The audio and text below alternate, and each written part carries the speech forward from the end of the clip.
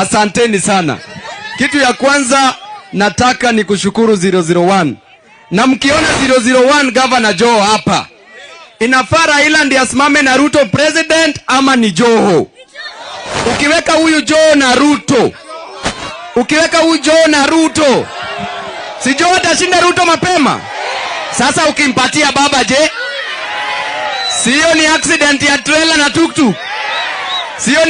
ya trailer na tuktuk? Jamani.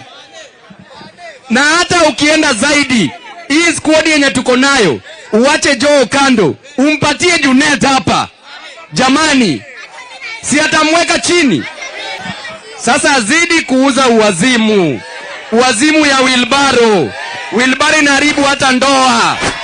Ukiendesha Wheelbarrow sana, ukienda kwa nyumba, ukishika bibi atakwambia unamkanyaga ama unamshika.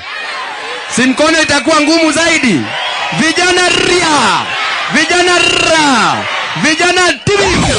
vijana tialala, wamama warembo wazee tibim. La mwisho, juzi alikuwa Kakamega Kwisero, watu wakamwambia Azimio. Akaenda Busia, watu wakamwambia Azimio. Akaenda Trans Nzoia, watu wakamwambia na hapa Vihiga akikuja watu watamwambia. La mwisho kabisa kabla nisahau, umejua when a shepherd removes a wolf from the sheep's throat, to the sheep that shepherd is a liberator, but to the wolf that shepherd is a destroyer of all liberty.